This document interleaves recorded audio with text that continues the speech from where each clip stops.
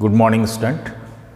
आज अपन आवर्त सारणी के अंदर लोदर-मेयर वक्र, आयतनी वक्र और मेंडलीफ आवर्त सारणी के आवर्त नियम की बात करेंगे। Periodic law of Mendeleev.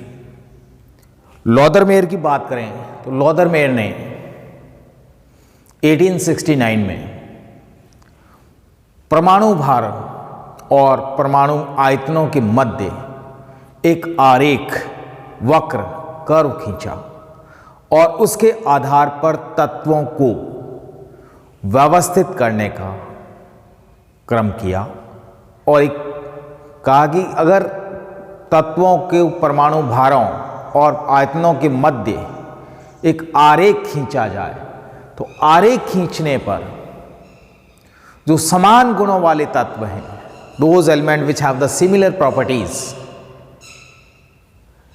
एक ही स्थान पर उस वक्र में एक ही स्थान पर आते हैं। उन्होंने जब वक्र खींचा तो ये चीज पाई कि जितने भी एल्कली मेटल्स हैं, क्षारीय तत्व हैं या अत्यधिक सक्रिय तत्व थे, एक्टिव मेटल्स थे, वो सारे वक्र के शीर्ष पर, टॉप पर प्राप्त हुए। यहां पर उन्होंने परमाणु आयतन और परमाणु भार के मध्य आरेख खींचा। तो उस आधार पे इन्होंने कहा कि जितने भी एक्टिव मेटल्स हैं या स्ट्रॉन्ग इलेक्ट्रोपॉजिटिव हैं, प्रबल विद्युत धनी तत्व हैं, वो सारे के सारे वक्र के शीर्ष पर प्राप्त हुए। दूसरा, जो कम विद्युत धनी तत्व थे या अर्थ एल्कलाइन मेटल कहते हैं, क्षारीय मृदा तत्व जैसे मैग्नीशियम है, कैल्शियम है, स्ट्रोंशियम है, बेरियम है, वो वक्र के अवरोही क्रम में और मध्य भाग में उपस्थित थे।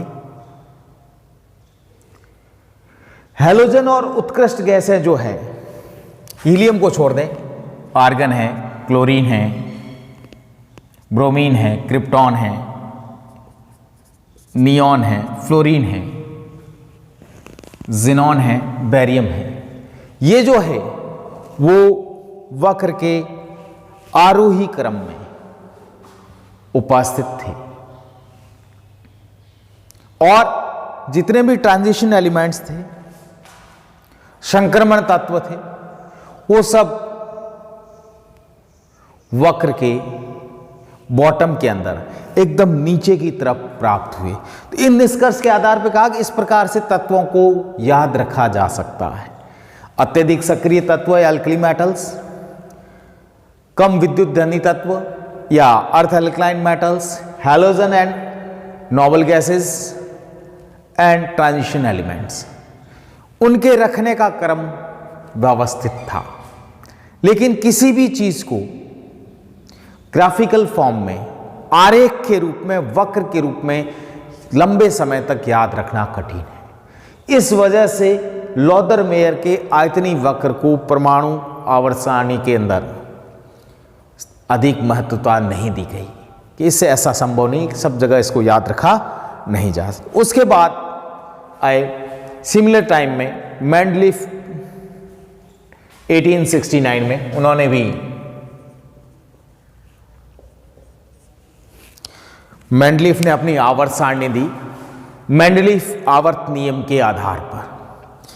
उनके आवर्त सारणी का जो बेस था, आधार था, तत्वों का बढ़ता हुआ परमाणु भार। उन्होंने कहा यदि तत्वों को बढ़ते हुए परमाणु भार के आधार पर रखा जाए तो एक निश्चित समय अंतराल पश्चात जितने भी समान गुणों वाले तत्व हैं वो एक ही स्थान पर आते हैं। The base is increasing atomic weight.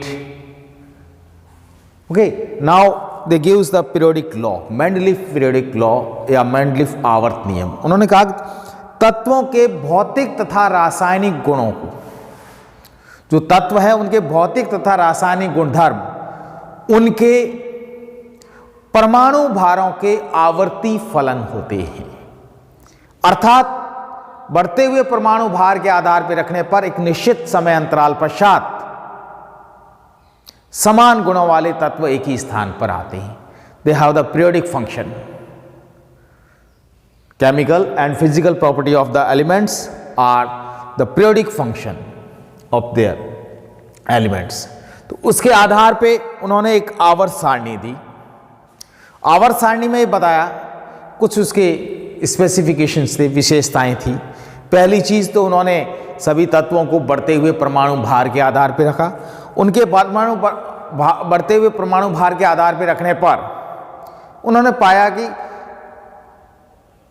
36 लाइनें, पंक्तियां, जिनको उन्होंने आवर्त नाम दिया, और वर्टिकल कॉलम्स, ऊर्ध्वाधर खाने या स्तंभ कह दें, जिनको उन्होंने ग्रुप कहा।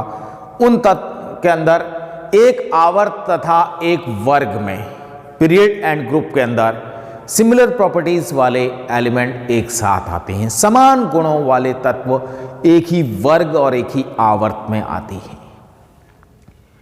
दूसरा,